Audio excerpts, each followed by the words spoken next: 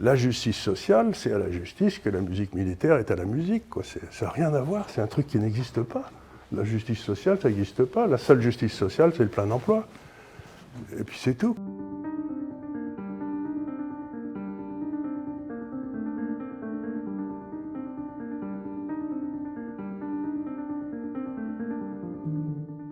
Bien, bonjour à tous, bienvenue aux rencontres du contribuable et rencontres de contribuables associés, une association qui défend avec acharnement les contribuables et aussi qui milite pour une saine gestion de l'argent public.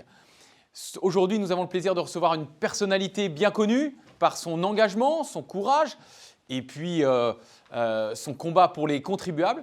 C'est Charles Gave et pour lui poser des questions ce matin, je laisse la parole à Benoît Perrin, qui est le directeur général de Contribuables Associés. Je suis moi-même Alexandre Peuzet, président de Contribuables Associés.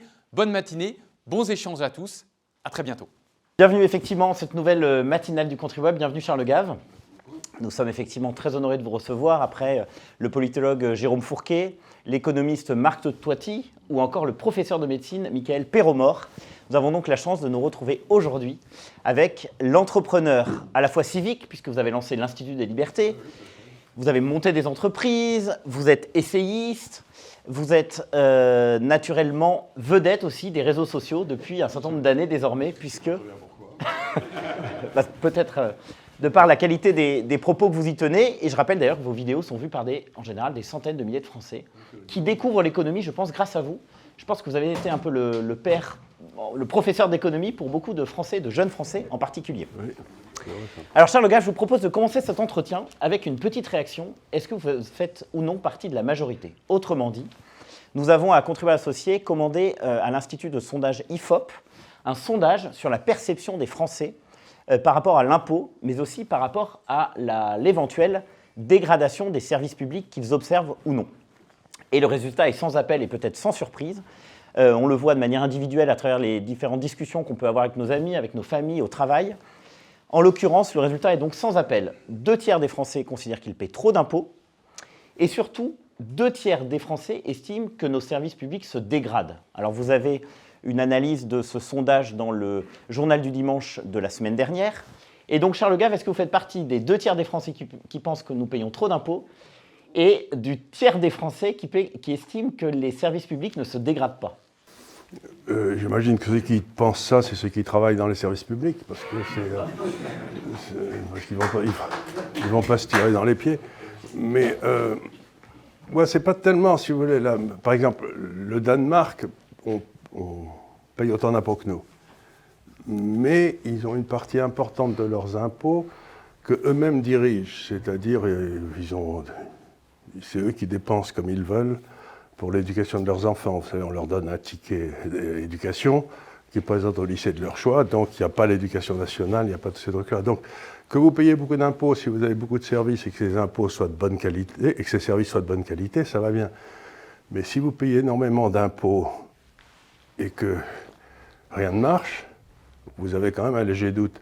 Et moi, ça fait des années, quand on me demande, je dis, mais où va le pognon, quoi? Parce que vous regardez, la justice ne marche pas, la police ne marche pas, l'éducation ne marche pas, l'armée, on a une journée d'obus à peu près, de munitions, ça marche pas non plus. Il n'y a pas de sécurité dans les rues, notre diplomatie est à volo, donc vous vous dites, ben, je veux bien qu'ils me prêtent tout ce fric, mais pour moi la vraie question, c'est pas est-ce que c'est trop, est-ce que c'est pas assez, mais où est-ce que ça part?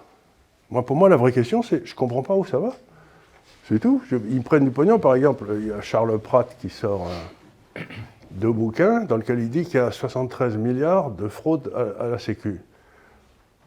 Et il dit, c'est pas moi qui le dis, 67 millions de cartes vitales, il y a 67 millions de citoyens, il y a 73 millions de cartes vitales. Ben, il me semble que si j'étais un État normal, j'irais voir pourquoi il y a 6 millions de cartes vitales de trop, quoi. Pourquoi il y a 73 milliards de fraude dans la Sécu? Qui les fait? Pourquoi? Qui est le bénéficiaire? Qui sont les organisateurs? On paye des retraites dans les pays autrefois colonisés à des gars qui ont 145 ans, ce qui est bien, mais... il me semble que moi, c'est surtout l'extraordinaire impression que vous avez que, c'est ce qu'avait dit M. Hollande, ça ne coûte rien, c'est l'État qui paye. Mais l'État, ça n'existe pas, c'est nous. Donc je dis simplement, moi, c'est simplement, je ne comprends pas où va le pognon. C'est tout, je ne comprends pas. J'arrive pas à comprendre parce que vous faites des tas d'études, mais vous avez l'histoire des ronds-points dont vous parlez tout le temps, mais il n'y a pas que des ronds-points, quoi. Alors effectivement, dans le sondage donc, qui a été publié la semaine dernière, les Français sont 81% à estimer que la situation se dégrade à l'hôpital. 74% dans l'éducation, 68% dans la sécurité, 67% dans la justice et 57% dans les transports. Et puis force est de constater aussi que même pour les services du quotidien, typiquement récupérer des papiers en mairie, il faut maintenant à peu près 4 mois pour avoir ne serait-ce que le rendez-vous et ensuite 2 mois supplémentaires pour ensuite obtenir ces papiers.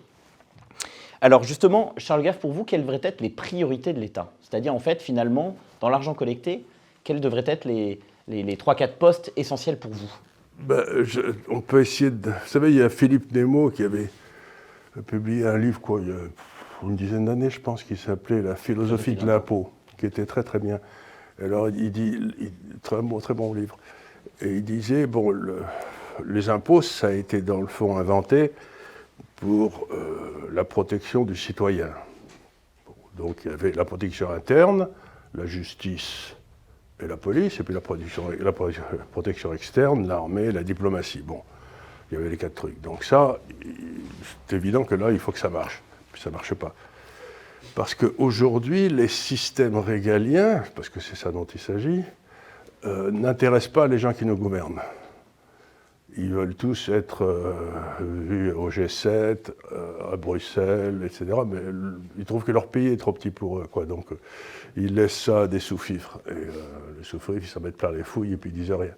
Mais enfin, donc ça, c'est la première des choses. Donc c'est un impôt qui paye pour des services qui ne sont pas privatisables.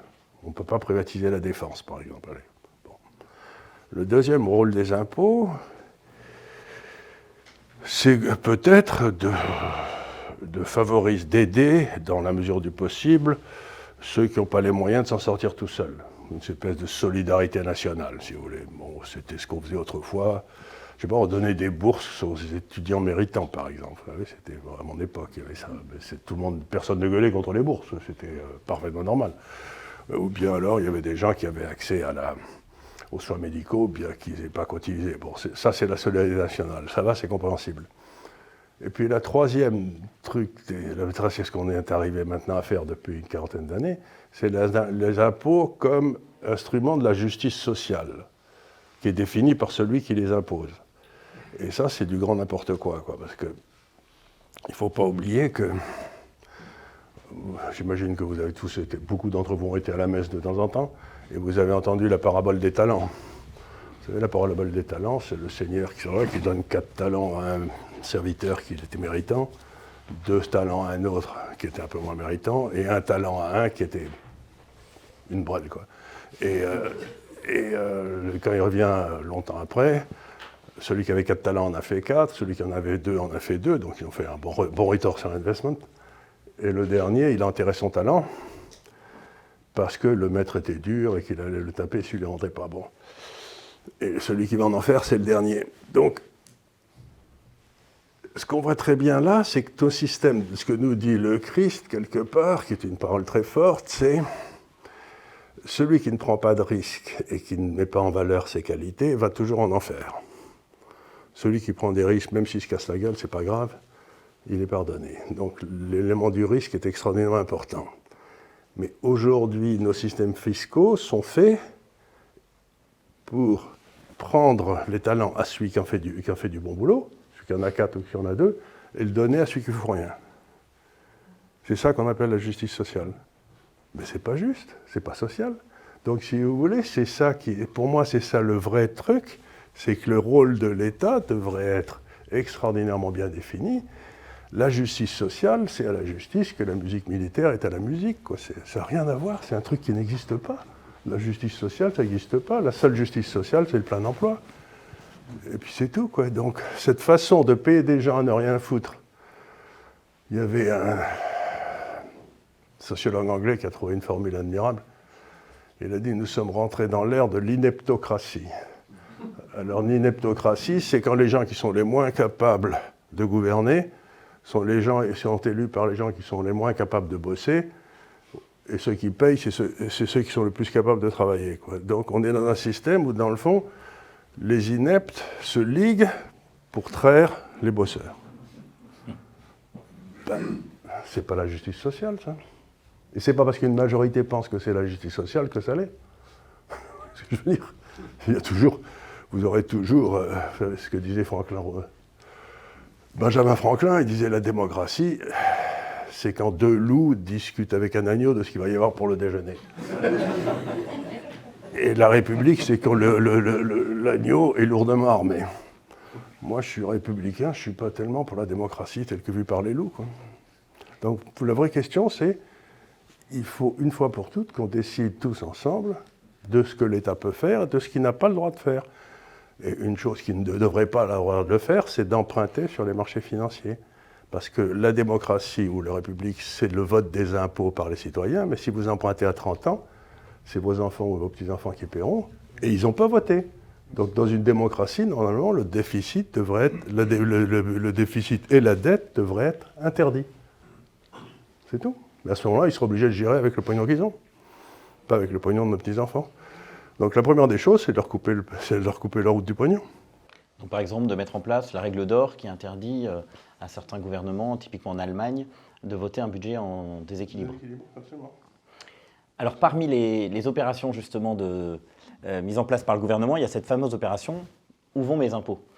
par laquelle nous apprenons deux chiffres intéressants. Le premier, c'est que sur 1000 € de dépenses publiques, plus de 50% part en redistribution, c'est-à-dire sont des prestations sociales. C'est ce que j'appelle donner à celui qui ne bosse pas. Et deuxièmement, on apprend aussi, vous parliez des fonctions régaliennes de l'État, que sur 1000 € de dépenses publiques, seulement 66 € sont dépensés pour financer l'armée, la police, la justice. Ça se voit, hein.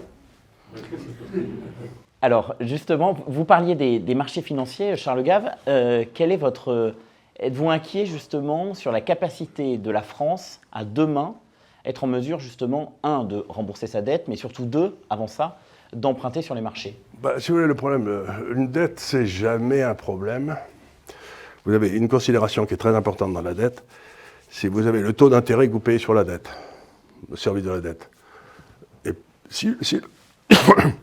puis vous avez le taux de croissance de l'économie qui vous donne à peu près le taux de croissance des recettes fiscales. En partant du principe que ça s'alourdit pas, que ça reste à peu près le même.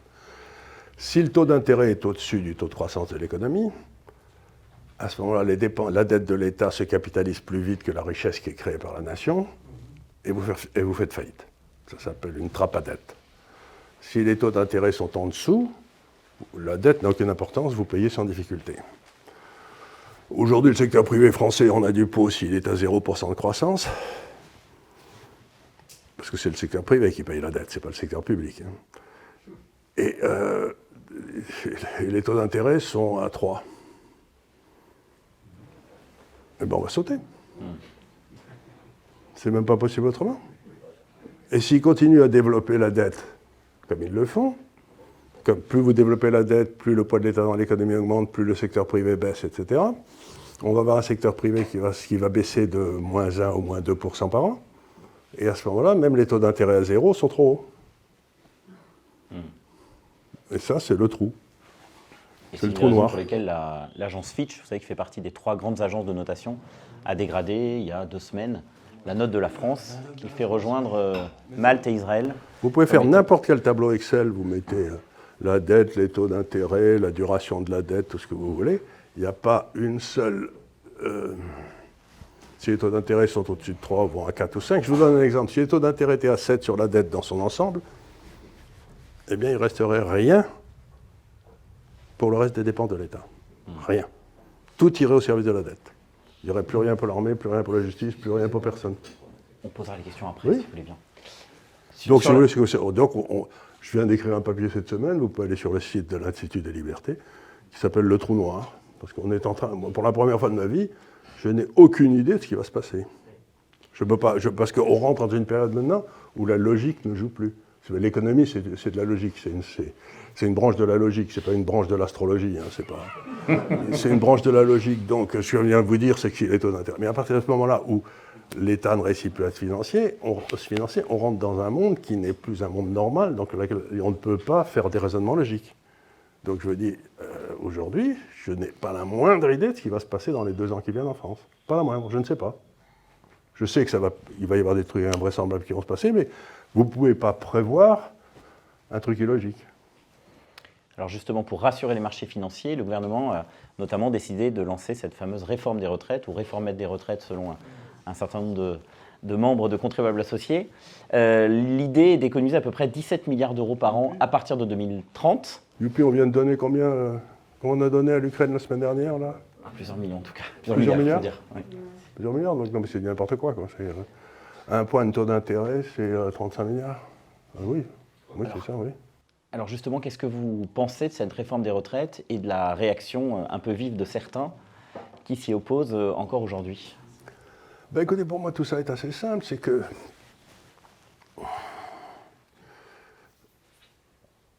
un peu partout dans le monde, je vais dire un truc, les gens ne sont peut-être pas d'accord, mais un peu partout dans le monde, et depuis longtemps, vous avez, ça fait à peu près les années Clinton, vous avez une espèce de classe dirigeante qui a pris le pouvoir partout et qui est complètement coupée des populations en dessous. C'est ce qu'on peut appeler la classe mondialiste. Alors les gars ils ont tous été dans les mêmes écoles, ils ont fait les mêmes études, ils parlent tous pareil, ils se retrouvent dans les grands centres, etc. Bon. Et ces gars-là, leur but, c'est dans le fond d'augmenter les impôts sur les pauvres, parce qu'il y en a beaucoup plus. Vous savez, je suis surpris de voir à quel point toute soi-disant réforme, c'est toujours de taper sur les pauvres et jamais de taper sur les favorisés. Et les favorisés, ce n'est pas vraiment les riches, ce n'est pas vraiment les entrepreneurs. C'est tous ceux comme celui qui avait organisé au début la retraite, le gars qui mesurait 2 mètres de haut, puis celui qui avait mis là un grand sifflet, je ne sais plus comment il s'appelait, et qui était un spécialiste de la retraite, et pour une bonne raison, c'est qu'il avait 14 retraites.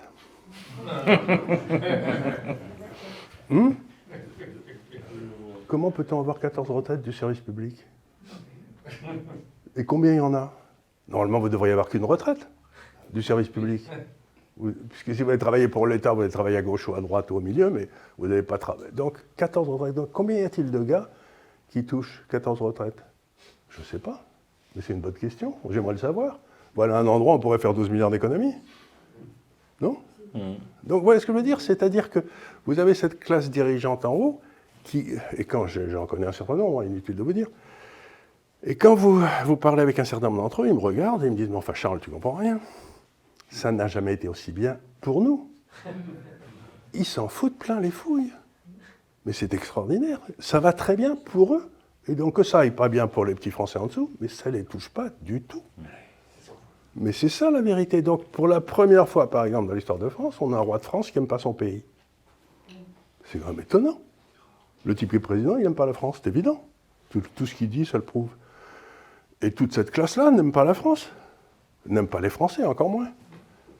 Et donc, on est aujourd'hui, la principale erreur qu'on fait tous, c'est qu'on pense que ces gens-là gouvernent pour ce qu'on appelle le bien commun. Mais pas du tout. Ils gouvernent pour leur bien à eux. Alors justement, vous qui avez côtoyé un certain nombre de responsables politiques, avez-vous déjà été entendu? Et deuxièmement, est-ce que vous pouvez nous expliquer justement le logiciel de l'homme politique quand vous l'expliquez justement tout ce que vous êtes en train d'expliquer aux membres de contribuables associés aujourd'hui? Quelle est leur réaction? Est-ce que naturellement ils ont tendance à... Vous savez, je suis un vieux à augmenter les dépenses? Ils pensent, si vous voulez, que dépenser, c'est exister. Ils pensent que le contribuable de base, il faut l'acheter avec de l'argent. Vous savez, c'est ce que disait, encore une fois, Milton Friedman. Il disait, si vous dépensez de l'argent que vous avez gagné vous-même, pour vous, à ce moment-là, ça va être bien dépensé.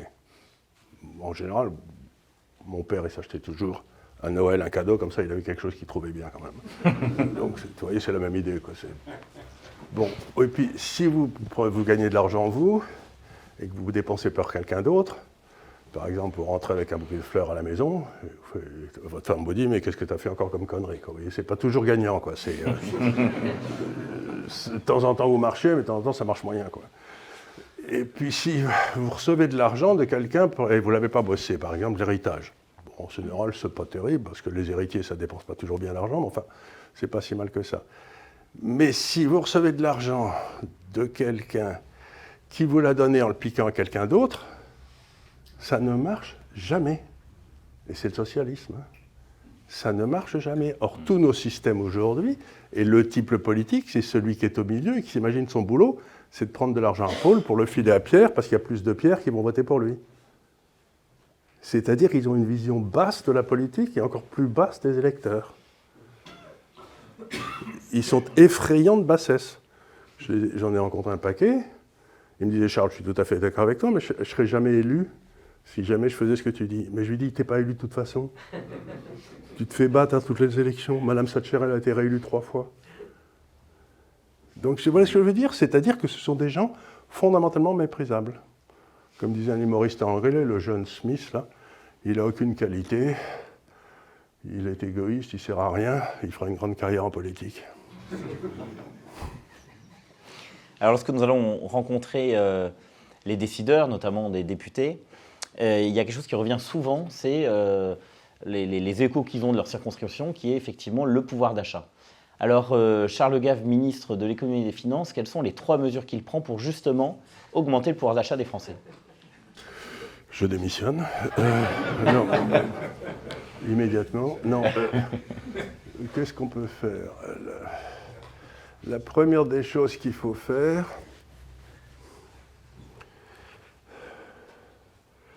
bon, qu'est-ce que je fais ? La première des choses qu'il faut faire, c'est supprimer toutes les hautes autorités, tous les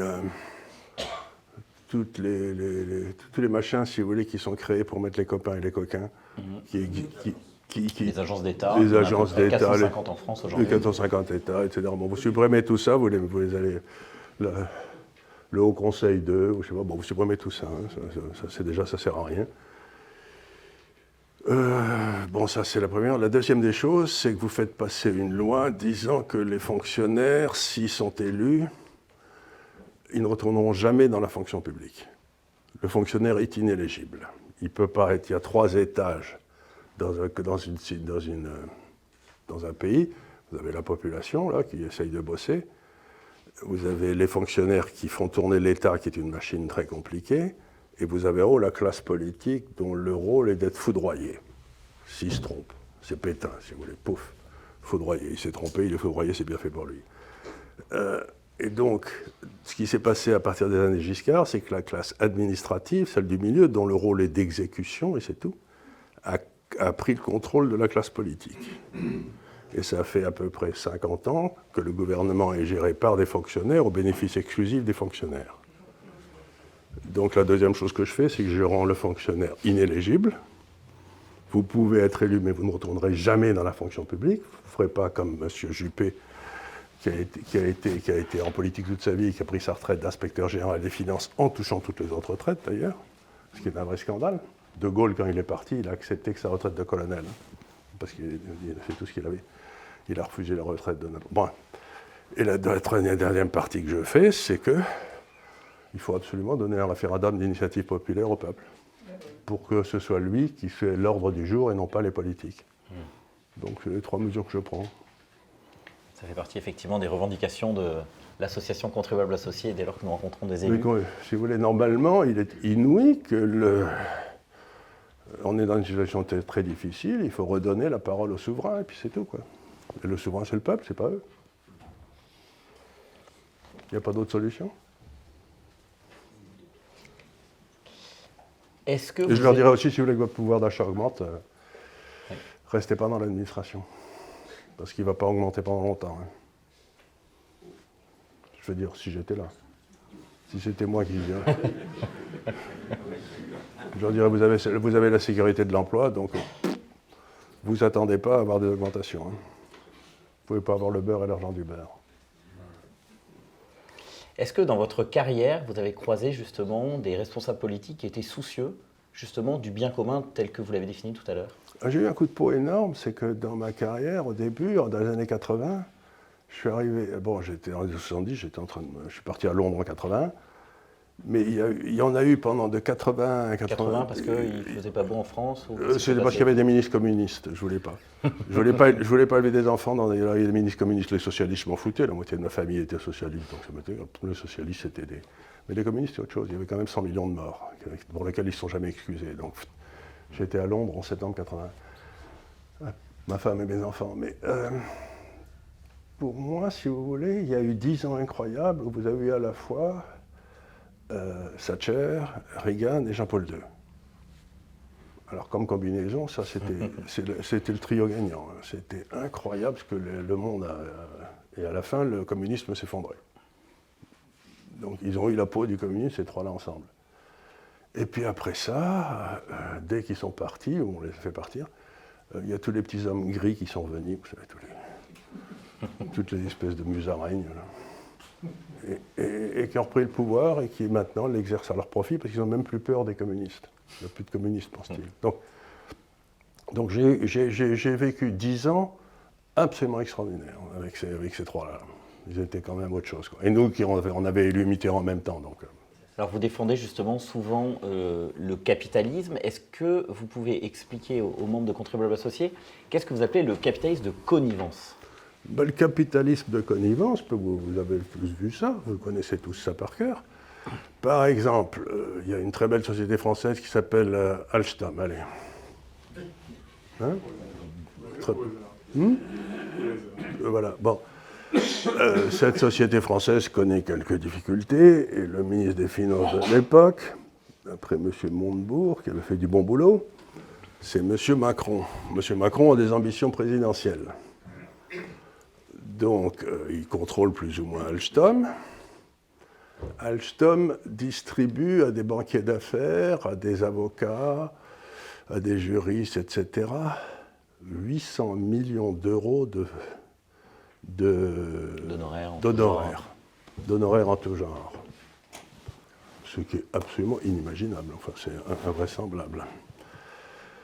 General Electric rachète ça, et tous les gens à qui on avait donné ces 800 millions d'euros, les 800 millions d'euros reviennent dans la campagne présidentielle de M. Macron.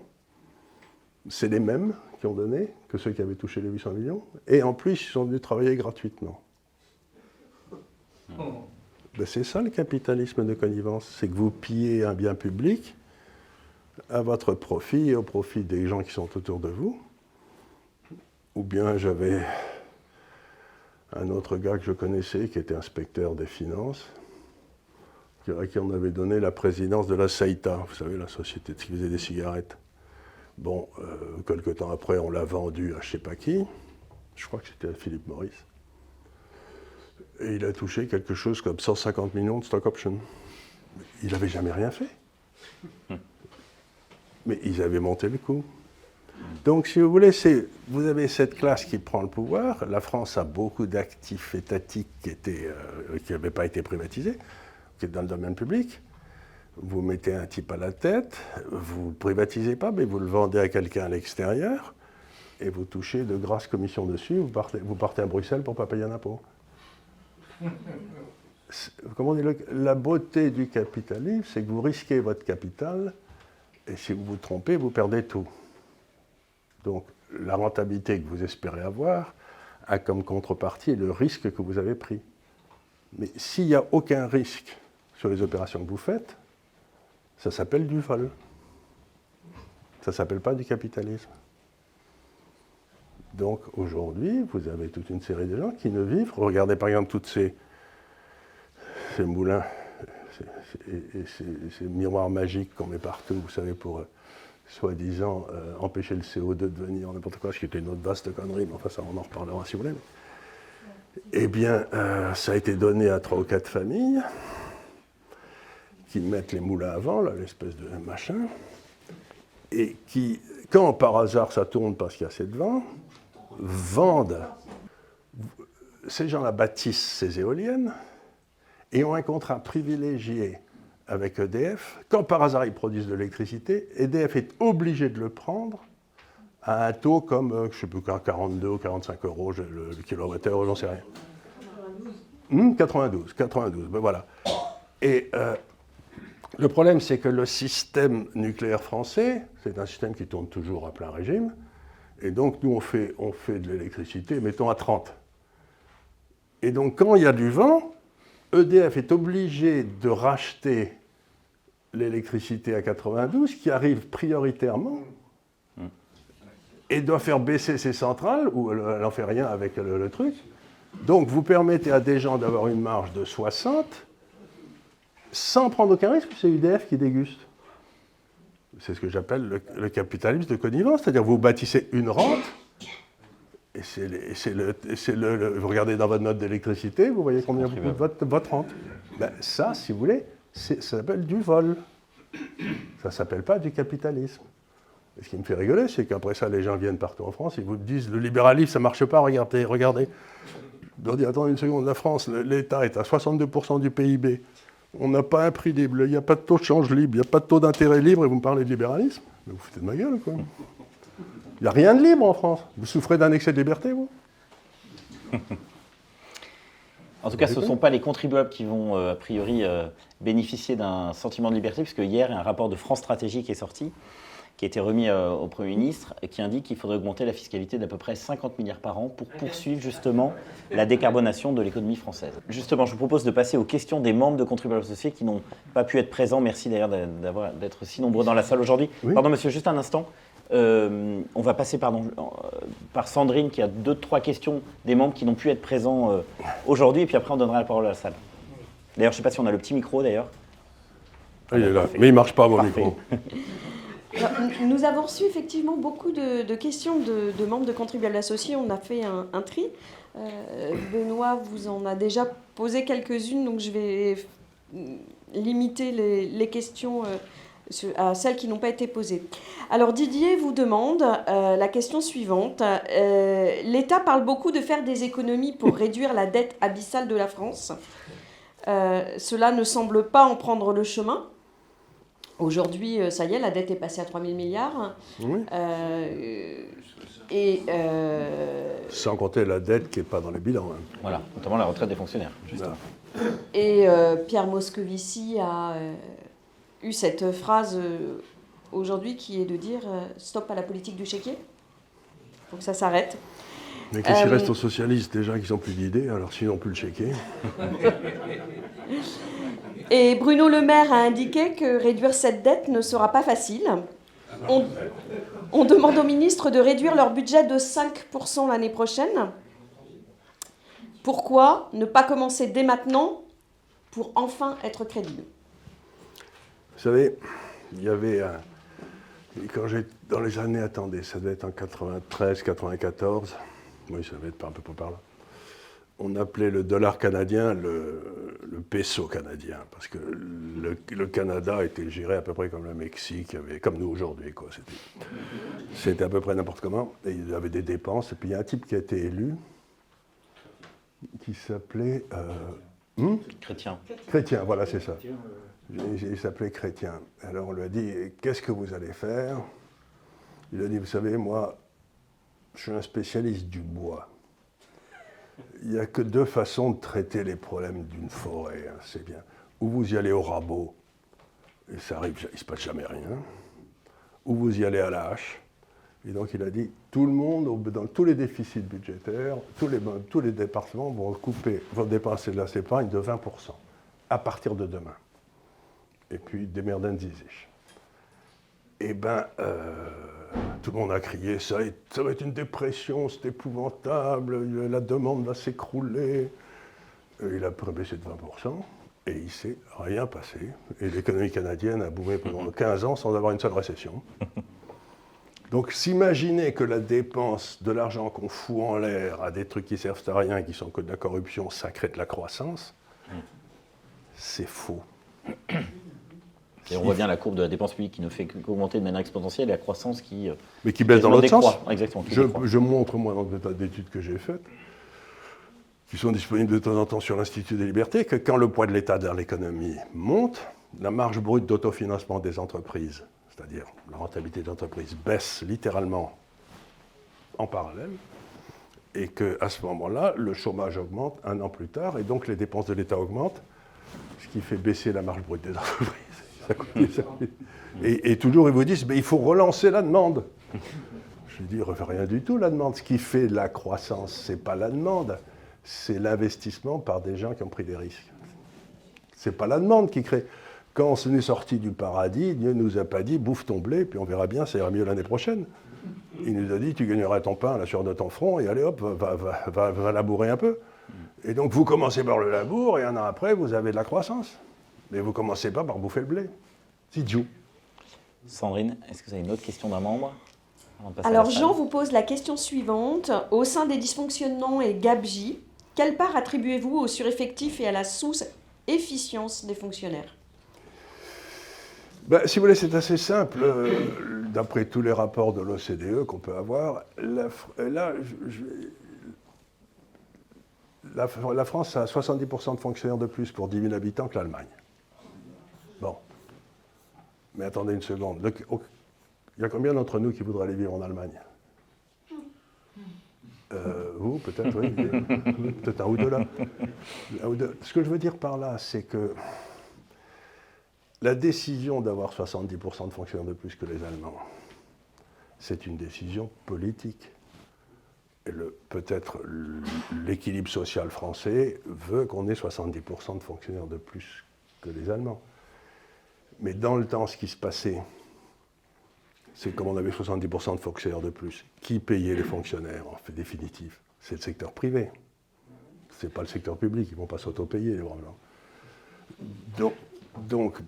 Donc, ce qui se passait, c'est que comme le poids du siège social France était plus élevé que le poids social du siège social Allemagne, ben, le franc français baissait petit à petit au travers du temps pour que la somme qu'on paye les Français, tout en les payant 70% de plus, soit à peu près égale à la somme que payaient les Allemands. En quelque sorte, les fonctionnaires allemands étaient moins nombreux et plus payés, et nous, on était plus nombreux et moins bien payés. Et tout le monde était content, ça allait bien. Et donc, le franc s'ajustait. Mais à partir du moment où vous bloquez le taux de change entre la France et l'Allemagne, eh bien, qui paye? Ben, c'est la marge brute des entreprises. Puisque c'est plus le taux de change qui fait l'ajustement, ben, à ce moment-là, c'est la rentabilité des entreprises qui s'écroule. Et quand la rentabilité s'écroule, le taux de chômage augmente, etc. Et donc la dette. Donc vous voyez ce que je veux dire? C'est que vous pouvez avoir tout ce que vous voulez avec l'Allemagne, mais vous ne pouvez pas avoir un taux de change fixe. Il y a 70% de fonctionnaires de plus en France qu'en Allemagne. Ce n'est pas possible. Donc l'euro, j'ai dit, ça va créer, il y a 20 ans, ça va créer trop de maisons en Espagne, trop de fonctionnaires en France et trop d'usines en Allemagne. On y est, ça ne marche pas. Le système est en faillite. Et il continue à nous enfoncer, il continue à creuser, vous savez. Je ne sais pas. Alors, justement, est-ce que le professeur Charles Le Gaf peut nous expliquer justement comment est calculée la richesse créée par les fonctionnaires dans le PIB français? Ça, c'est à mourir de rire, ça. Je vais vous expliquer. Vous savez, quand vous avez le secteur privé. Bon. Le secteur privé, vous vendez des trucs à gauche, vous achetez des trucs à droite, vous faites la différence. S'il y a une différence, ça s'appelle la valeur ajoutée.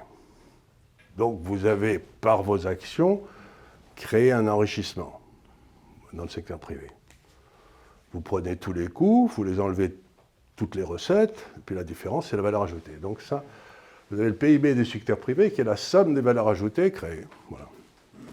Mais comment calculer la valeur ajoutée d'un instituteur? Personne ne sait, hein, parce que vous pouvez avoir M. Germain qui découvre Camus, et puis comment elle s'appelle, la Sardine Ruisseau, là, je ne sais pas quoi, qui est aussi enseignante, d'après ce que j'ai compris, en fait, j'en sais rien, quoi. Et donc, bon, donc vous ne savez pas, quoi. Donc, là, on a pris l'hypothèse, qui n'est pas tout à fait intéressante, que la valeur ajoutée par les fonctionnaires serait égale à leur salaire. Donc autrement dit, plus on embauche de fonctionnaires, plus la masse salariée de l'État augmente, plus le PIB monte. Voilà. Et alors, vous regardez, vous dites par exemple, depuis 1989 à aujourd'hui, le PIB, donc la somme des valeurs ajoutées, de la France et de l'Allemagne sont les mêmes. On a eu exactement... Donc les gens me disent, voyez, on est géré aussi bien que les Allemands, il n'y a pas de problème. Je leur dis, oui, mais attendez une seconde. Regardons la part du secteur public et du secteur privé. Donc, la part du secteur public est restée à 35-40% en Allemagne, 40%, et nous, on est passé de 40 à 60. Et pendant que les Allemands, la production industrielle montait de 15%, nous, la nôtre a baissé de 25%.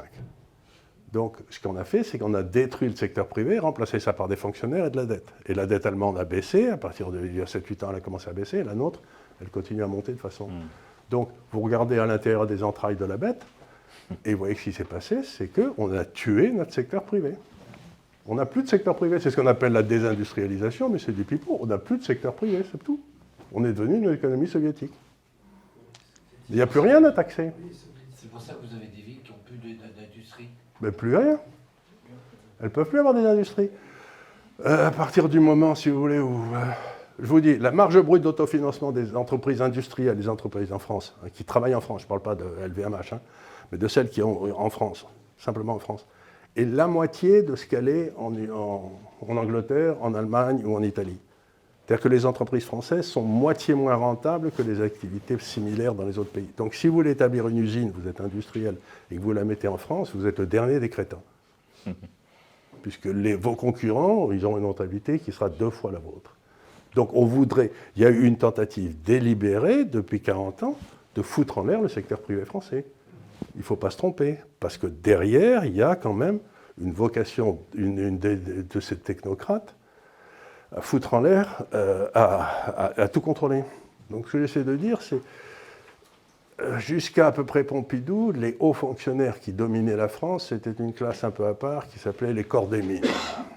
Corps des mines, c'est ceux qui sont sortis de Polytechnique dans les 2 ou 3 premiers.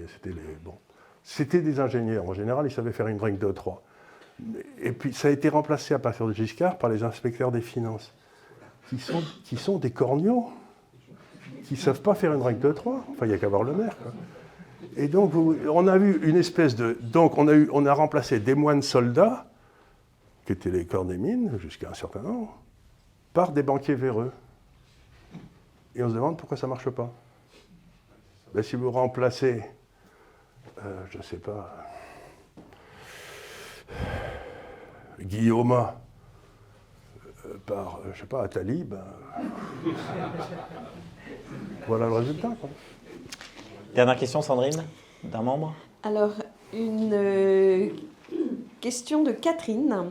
À défaut d'autres moyens pour influencer nos responsables politiques à faire des économies, pourriez-vous nous donner des conseils d'investissement dynamique ? Alors, oui, je peux, bien sûr. Bon, la première des choses pour faire des investissements, il faut que vous compreniez, c'est que tout part de la monnaie. Donc, qu'est-ce qu'ils sont en train d'essayer de faire, ces malfaisants qui nous gouvernent ?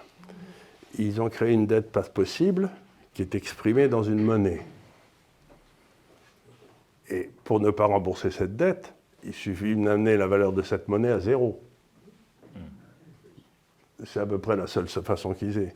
Donc il faut bien vous rendre compte que depuis une dizaine d'années, les gens qui nous gouvernent veulent tuer les épargnants. Et donc, dans un marché, dans n'importe quel marché financier, vous ne pouvez acheter que 2 choses. Vous pouvez acheter des contrats avec quelqu'un qui vous remboursera si vous lui prêtez de l'argent, vous voyez, ça c'est un contrat. Quand vous achetez une obligation française, c'est un contrat. Vous pouvez acheter des parts de propriété, des actions. Donc, ce que je dis aux gens depuis 10 ans au moins, c'est avoir des contrats en France, il faut être idiot. Puisque vous savez qu'ils veulent vous rembourser à 0. Donc, vous savez qu'ils veulent vous enfler. Le seul placement sans risque, c'est d'acheter des actions de sociétés bien gérées qui n'ont rien à voir avec l'État. C'est tout.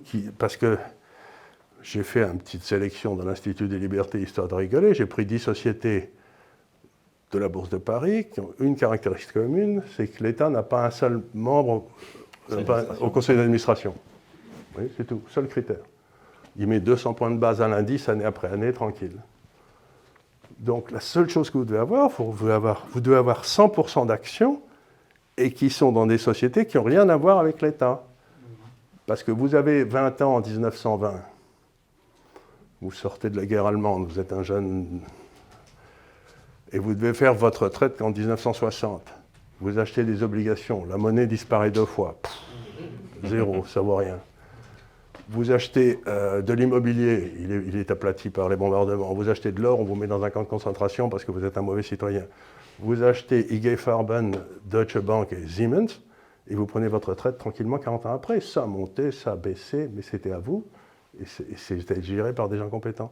Donc la première réponse à la question, c'est n'ayez aucun contrat. Si vous voulez avoir des contrats, allez les acheter en Asie, parce que là-bas, ils respectent les... Vous achetez des obligations chinoises, indiennes, n'importe quoi, mais en tout cas, vous achetez plus d'obligations ici. Avoir une assurance vie aujourd'hui dans lequel il y a des obligations, c'est crétin. C'est crétin, il n'y a pas d'autre mot. Et la deuxième chose, c'est comme la monnaie ultime, quand toutes les monnaies ont disparu, c'est l'or, ben vous pouvez avoir 25% en or. Très bien, merci beaucoup. Je vous propose de passer à la salle. Alors, je vous propose, s'il vous plaît, de poser des questions les plus courtes possibles, de telle manière que le maximum de personnes aient la possibilité de s'exprimer. Je vous rappelle aussi que l'entretien est enregistré. C'est la raison pour laquelle nous allons vous faire passer un petit micro pour que vous puissiez poser des questions et que nos internautes, nombreux nous l'espérons, puissent entendre la réponse, bien évidemment, mais d'abord la question. C'est Sandrine qui a le petit boîtier, monsieur. Et après, c'est monsieur. Oui. Monsieur Gave, vous avez, en matière de dirigeants, parlé du passé et cité quelques personnages plutôt vertueux. Reagan, Thatcher, oui. De Gaulle quand même en France, oui. Pompidou un peu. Pompidou, et pour l'avenir, en France, quel serait le moins mauvais choix, à votre avis? Ça peut être une réponse courte, hein. Il y a question courte, mais aussi réponse courte. Sandrine.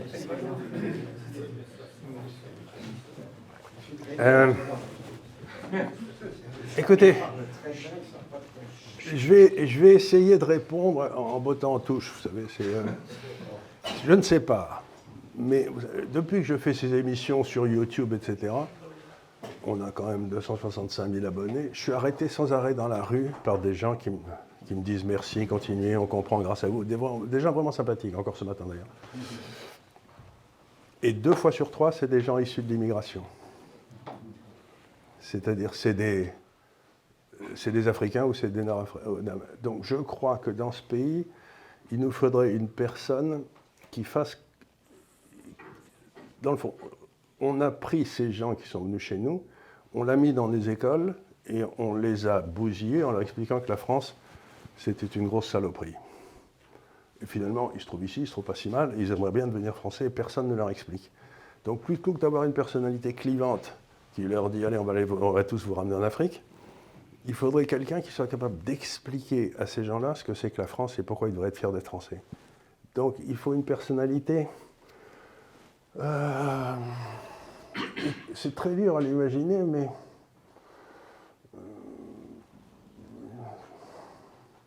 Comme, j'allais dire Lyoté, vous voyez, mais je ne sais pas d'où on va le sortir. Je ne sais pas d'où on va le sortir, mais il est possible... Mais l'embêtant, c'est...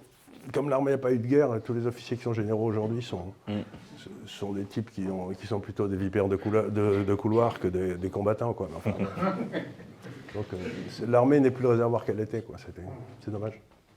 Sandrine, si vous voulez bien passer le micro à monsieur qui lève la main depuis tout à l'heure. Merci beaucoup. Monsieur avec le chapeau. Hop. Merci.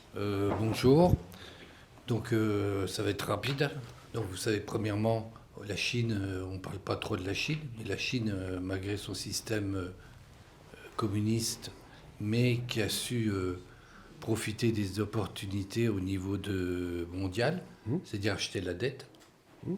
On en parle. Et puis, vous savez que la Chine est en train de pénétrer le monde. Bon, je ne vais pas rentrer dans les détails, vous savez mieux que moi. Donc, ils rachètent la dette, ils rachètent, par exemple, la pénétration chinoise en Afrique, etc., etc. La deuxième chose, vous avez parlé au niveau des éoliennes, qui est une escroquerie totale.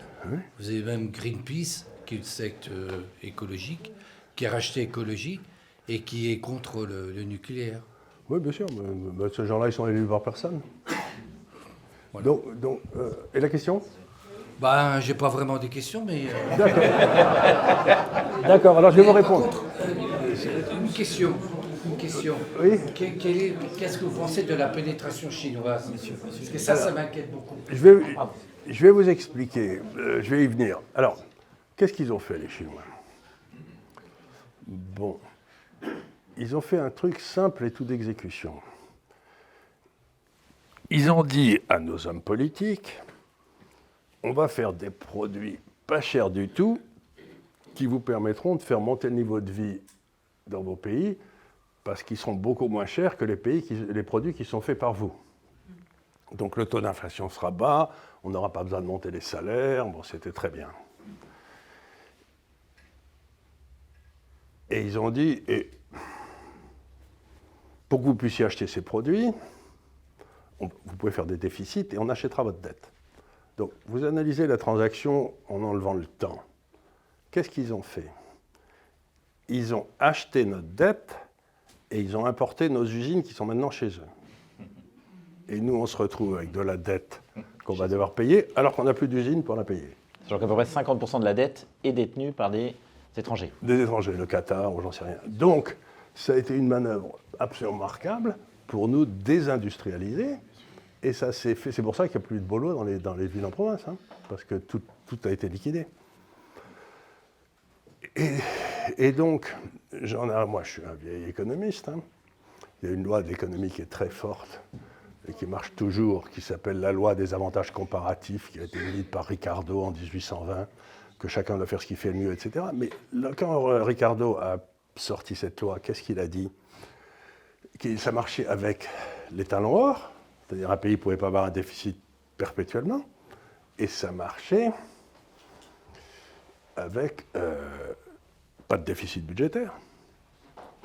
Mais si vous avez des déficits budgétaires monstrueux et que vous pouvez maintenir votre monnaie artificiellement, par exemple vis-à-vis de l'Allemagne, ou j'en sais rien, qui a des excédents et nous on a des déficits, ben, le résultat de la loi des avantages comparatifs, c'est que vous avez trop de fonctionnaires en France et trop d'usines en Allemagne ou en Chine. Donc, si vous voulez, l'économie classique, dont je suis un représentant, fonctionne à condition qu'on n'ait pas des brigands au pouvoir. Mais si vous avez des brigands au pouvoir, ça ne marche plus.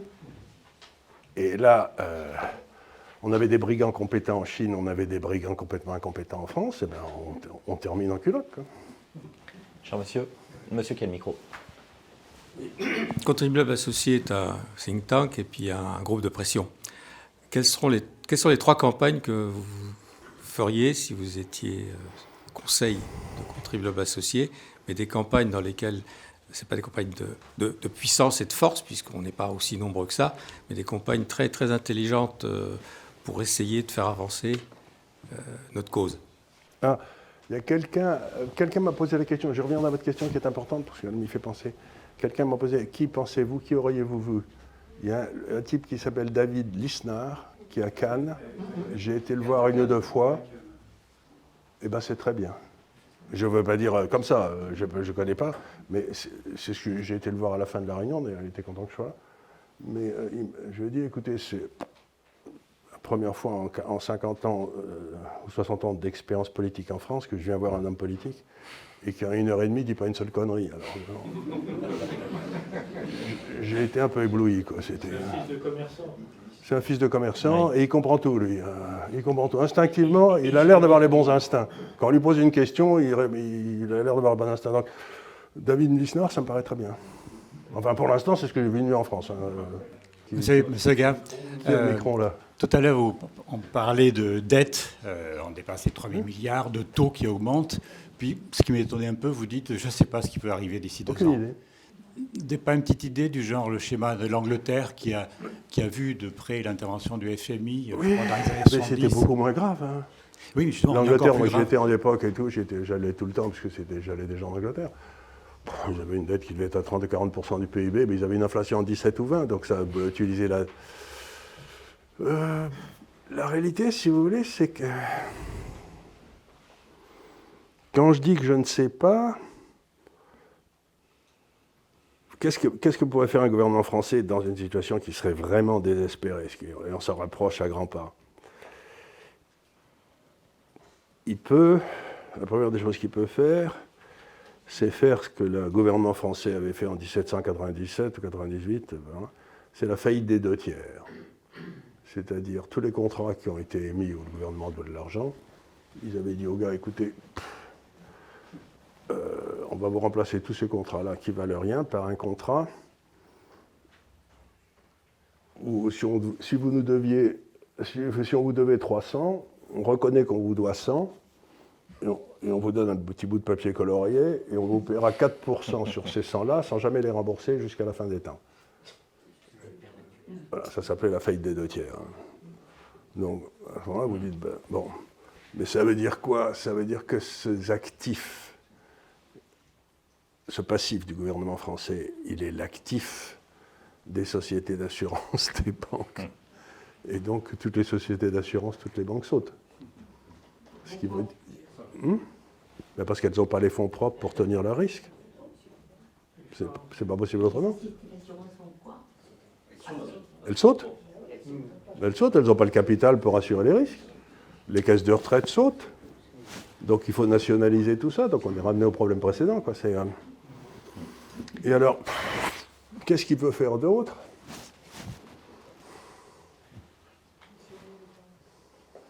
Il peut essayer d'organiser une inflation où ça ira à 25 ou à 30%. Comme ça, la dette disparaît assez rapidement. Monsieur, qui a le micro. Ma question, c'est faut-il bloquer l'indexation des retraites pour maintenir la soutenabilité de la dette pour les générations futures? Oui, ça, bien sûr, oui, ils peuvent le faire. Oui, bien sûr, c'est comme ça, comme... vous savez, cette histoire des retraites, ça m'enchèvre. Mais je vais vous expliquer pourquoi. Parce que les retraites aujourd'hui, en transfert, c'est à peu près 14% du PIB. Hein. Je crois que c'est à peu près ça. Bon, le monde dans lequel on rentre, c'est un monde dans lequel le PIB risque de baisser pas mal. Parce que le secteur privé va prendre des claques, il va falloir dégraisser le secteur public. Donc mettons que ces 14% représentent 100 et que le PIB représente, allez, je ne sais pas combien, 1400, allez, j'en sais rien. Si le PIB passe à 1200, on va continuer à payer 14% du nouveau PIB ou de l'ancien PIB? On ne peut pas payer l'ancien PIB parce que ça veut dire à ce moment-là que tous ceux qui bossent, ils vont être absolument, ils vont tous se barrer en Angleterre, en Suisse ou en Allemagne. Et donc le PIB baissera encore plus. Donc toute cette histoire de retraite me fait un effet absolument profond. C'est vraiment discuter des sexes des anges quand les Turcs sont en Constantinople en train de grimper les murailles, quoi. Vous ne serez jamais payé dans vos retraites. Vous ne faites pas d'illusions. Vous ne serez pas payé, enfin parce que vous n'avez pas votre pouvoir d'achat en tout cas. C'est pour ça que je me tue à dire depuis 10 ans que j'ai créé l'Institut des libertés, j'essaie d'aider les gens à bâtir leur propre épargne. Parce que si vous comptez sur l'épargne publique pour vous en sortir, vous ne serez pas payé. Arrêtez de penser n'importe quoi. Et vous pouvez défiler dans la rue jusqu'à demain matin, si le PIB baisse de 20%, vous prendrez une gamelle comme les autres. Il n'y a pas une grosse caisse d'or que M. Picsou a gardée, dans laquelle il va nager, dans laquelle on va vous payer votre retraite. Ça n'existe pas. Donc ces histoires de retraite, ils parlent tous de choses qui n'ont aucun intérêt. Moi, ça me laisse complètement pantois. Comment peut-on raconter, dire autant de bêtises sur un truc qui n'a aucun intérêt, qui ne se passera pas? J'en reviens pas. Monsieur. Une question différente. On nous dit que le taux de chômage est le plus bas depuis 40 ans. Et qu'est-ce qu'il y a derrière ce taux? Moi qui habite en partie à la campagne, je ne vois pas le taux de chômage baisser du tout. Enfin, la réalité du chômage, mais j'ai une vision partielle. Et est-ce que vous croyez dans cet indicateur du chômage? Est-ce qu'il y a des choses manipulées derrière? Ce que disait Churchill, c'est que les seules statistiques auxquelles il croyait, c'est celles qu'il avait manipulées lui-même. Je crois que j'ai répondu à votre question. Bien sûr que c'est manipulé. Vous n'avez qu'à prendre le taux d'activité de la population, etc. C'est n'importe quoi. Si on prend toutes les catégories de chômage, effectivement, on est plus proche des 15% que des 7% officiels qui sont, comme vous le savez, les catégories. Il suffit d'aller à Bourg-en-Bresse ou à Auch ou n'importe quoi, et vous voyez bien qu'il n'y a pas de boulot, quoi. C'est n'importe quoi. Actuellement, je constate, enfin, il semble que M. Macron essaie d'attirer des sociétés étrangères pour venir investir en France, avec des subventions. Voilà. Donc la question que je pose, c'est ces entreprises qui s'installent sont subventionnées d'un côté, et est-ce que les profits ne partent pas à l'étranger? C'est-à-dire que ce serait une opération peut-être nulle, voire coûteuse. Vous savez, la spécialité de nos inspecteurs des finances et de ces gars-là, c'est de monter des usines à gaz, pas possible.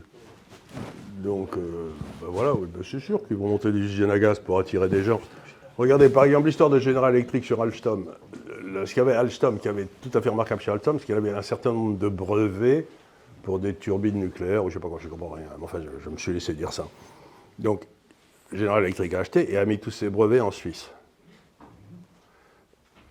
Et ce qu'il y a d'extraordinaire, c'est que tous nos sous-marins nucléaires, le porte-avions de Charles de Gaulle, etc., toutes nos centrales nucléaires ne fonctionnent qu'avec ces turbines. Et donc, quelque part, on avait vendu aux Américains, parce que s'ils nous disent non, on ne vous donne pas les pièces de rechange, on est cuit. D'un truc qu'on a fait nous-mêmes. C'est-à-dire que c'est une perte de souveraineté incroyable. Et j'ai bien d'apprendre avec satisfaction que M. Macron avait racheté, je crois, les brevets pour 3 fois le prix qu'il avait les brevets à payer. Cher monsieur. Oui. Juste revenir un instant sur la question des retraites, parce qu'il y a une chose dont on ne parle pas beaucoup et qui me semble très importante. Alors, je ne dis pas qu'on n'en parle pas, mais on en parle peu, c'est l'évolution démographique. Oui. Je voudrais savoir qu'est-ce que vous en pensez. C'est toujours pareil, si vous voulez. L'avantage d'une retraite par capitalisation, c'est que vous pouvez investir dans une structure démographique différente de la vôtre. Ça paraît idiot, mais si vous êtes dans un pays comme ça, que vous soyez à 100, et que vous ne bougez jamais, dans le fond, que vous soyez en répartition ou en capitalisation, ça ne change pas grand-chose. Mais par contre, aujourd'hui, vous avez atteint un certain âge, vous faites du souci sur la structure démographique en France qui s'effondre, et rien ne vous empêche d'acheter des actions de sociétés indiennes, qui ont une excellente démographie, ou philippines. Vous voyez ce que je veux dire? Donc, la beauté d'une structure par capitalisation, c'est que vous n'êtes pas obligé de rester dans votre structure démographique qui est dégueulasse. Et donc, si les fonds de pension étaient bien gérés en France, eh bien, c'est quelque chose qui leur serait ouvert. Mais j'ai un très grand client qui est une énorme compagnie d'assurance, qui est du côté de la gare Montparnasse, par là-bas et tout. Bon. Et je lui ai dit, il faut que vous achetiez ça, il y a à peu près 5, 6, 7 ans. Non, je peux pas. Bon. Aujourd'hui, la structure du portefeuille des fonds de pension, c'est déterminé par Bercy.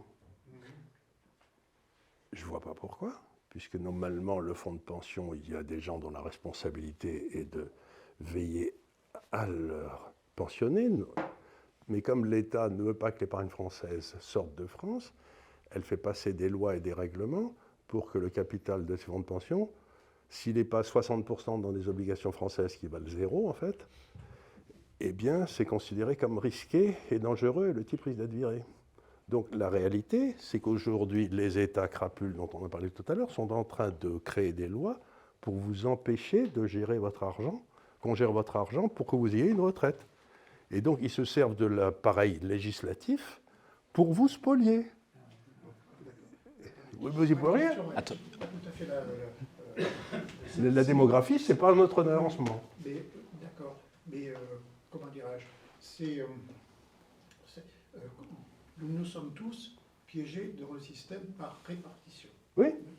En France, globalement, donc, et certainement. Mais rien ne vous empêche d'acheter de faire un fonds dans lequel vous mettrez des actions. Mais à vous. Effectivement, rien ne m'empêche. Mais massivement, nous sommes dans ce régime-là, et on est dans un, me semble-t-il, dans un débat donc, sur la retraite par répartition qui est complètement ubuesque. Mais des gens qui s'opposent à toute réforme, alors qu'évidemment donc, le système n'est plus viable, et ça risque. C'est pour ça que je vous dis que je ne sais pas où on va. Il y a tellement de systèmes qui ne sont pas viables en France, qui vont tous péter en même temps, que j'ai aucune idée de la façon dont ça va se passer derrière. Je ne le dis pas mais ouais, comment je travaille, si vous voulez, je regarde des exemples dans le passé, j'analyse, je dis tiens, la France ressemble à ça qui s'est passé, donc j'essaye de comprendre. Et puis j'ai tendance à penser que les mêmes causes produisent les mêmes effets, donc, etc. Mais aujourd'hui, on est arrivé en France, ce qui est arrivé après, ça pouvait être n'importe quoi. Donc je dis simplement, je ne peux pas vous faire une c'est l'Allemagne en 1923. Bon, ben, vous ne savez pas, bon, de 1923 à 1945, ça n'a pas été terrible en Allemagne. Il nous reste donc le temps il y a des moments où vous ne pouvez pas. Vous pouvez simplement pas Vous n'avez pas la puissance intellectuelle pour réussir à dire quelle va être la sortie. Je sais pas. Il nous reste le temps pour encore 2-3 questions avant Oui, de alors poursuivre moi, les c'est moi qui ai échanges le de manière micro. informelle. Oui, Cher donc monsieur. vous avez indiqué à juste titre que le secteur privé, enfin la valeur ajoutée du secteur privé s'était écroulée. Est-ce que c'est pas un peu réducteur dans la mesure où en fait c'est essentiellement l'industrie qui pesait il y a 20 ans 20% du PIB, qui n'en pèse plus que 20 aujourd'hui, de 10 aujourd'hui. Est-ce qu'on n'a pas corrélativement augmenté la part de la valeur ajoutée des services? En tout cas, c'est le discours qu'on nous tient, c'est pas qu'on vrai nous du tout. tenait. Vous prenez c'est pas vrai du tout, parce que vous prenez simplement la part de l'industrie, mais comment vous dire, la Suède, l'industrie n'a pas baissé, au contraire. La Suisse, qui pourtant la monnaie est très forte, l'industrie est montée par rapport du PIB, etc. Il y a eu une volonté délibérée du pouvoir politique français de remplacer les emplois industriels par des emplois, des faux emplois, des services, et en particulier des services quasiment étatiques ou à la limite de l'étatique. Donc c'est pas difficile, vous prenez la part de l'industrie en France et vous mettez, qui baisse comme ça, et vous mettez en parallèle, ce qui monte, c'est pas les services dans le PIB, c'est la part de l'État dans le PIB. Vous avez remplacé l'industrie par l'État. Vous n'avez pas remplacé par des services, ça c'est du pipeau. Madame? Oui, bonjour Monsieur Charles Gave. Je voudrais savoir, on en parle beaucoup actuellement, ce que vous pensez de cette sortie de l'Europe. Paraît-il, l'Angleterre est dans un état catastrophique avec le Brexit. Oui, bien sûr. Sur cette sortie de l'Europe qui commence à faire sérieusement du chemin, et également, c'est une question subsidiaire, vous n'avez pas parlé des médias mainstream qu'il faudrait aussi supprimer dans votre... si vous étiez chef de l'État. Oui, moi, ce que je ferais d'abord, c'est que je cesserais de les subventionner. Ce serait déjà pas mal. Je ne vois pas du tout pourquoi la presse doit être subventionnée. Je ne vois pas du tout pourquoi, par exemple, la France Inter existe.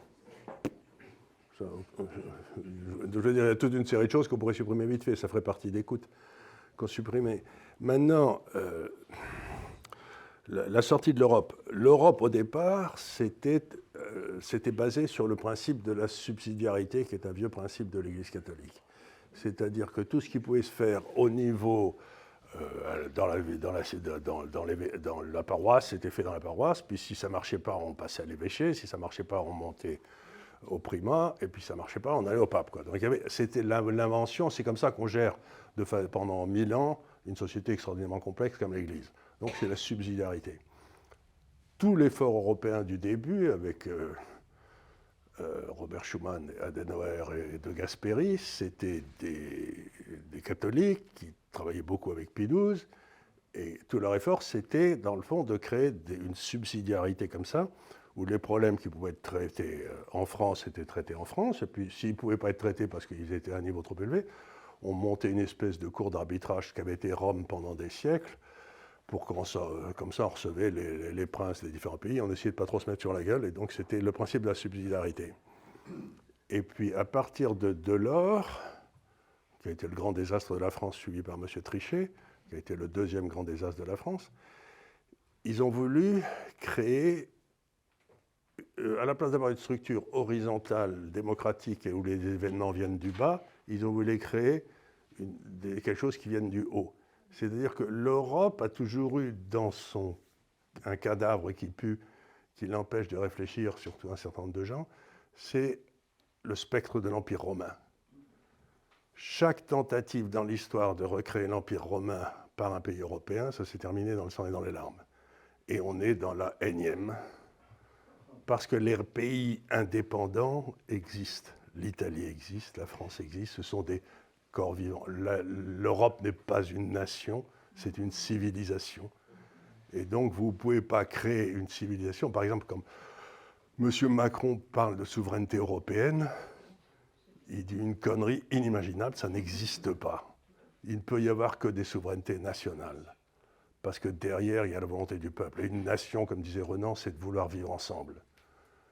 Donc, moi, je n'ai pas envie de vivre avec les Italiens et les Allemands, je les aime bien. Mais je suis français. Je n'ai pas envie d'avoir mes décisions prises par des gens que je ne connais pas dans des cours de justice que je ne peux pas contrôler. Donc vous avez eu cette tentative de coup d'État qui a commencé avec la réunification à Berlin. de l'Allemagne. Et ça fait 20 ans maintenant, facile, que ce coup d'État rampant ne cesse de nous piquer nos souverainetés. Par exemple, la dernière, c'est la souveraineté sur la santé. Ils sont en train de filer ça à l'OMS. Je ne sais pas si vous avez vu, c'est la dernière. Ils sont en train de filer ça. Donc maintenant, c'est l'OMS qui va décider quand il y aura un état de pandémie en France. C'est fou, quoi, je veux dire, mais ils sont complètement malades tous. Donc on voit bien, ils sont tous... Quelle sera la prochaine souveraineté qui vont nous enlever?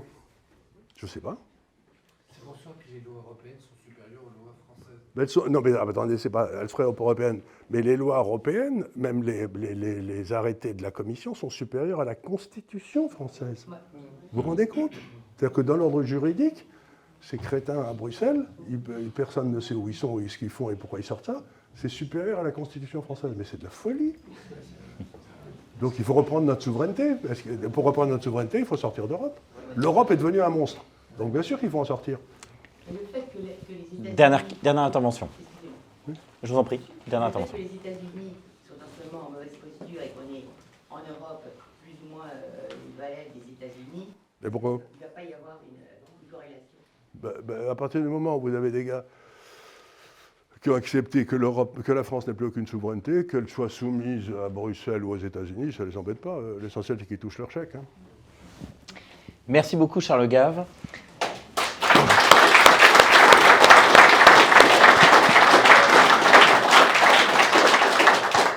Si vous souhaitez écouter d'autres décryptages de l'économie par Charles Gave, je vous invite à vous rendre sur la chaîne de l'Institut des Libertés, chaîne YouTube avec effectivement beaucoup d'abonnés. Et puis si vous souhaitez poursuivre le combat en faveur des contribuables, je ne peux que vous inviter à soutenir le combat de contribuables associés en vous rendant sur notre site internet touscontribuables.org, ce qui nous permettra d'avoir le maximum de poids et de force pour exiger de nos pouvoirs politiques une gestion économe de notre argent. Merci encore pour votre attention et à bientôt pour une nouvelle matinale du contribuable.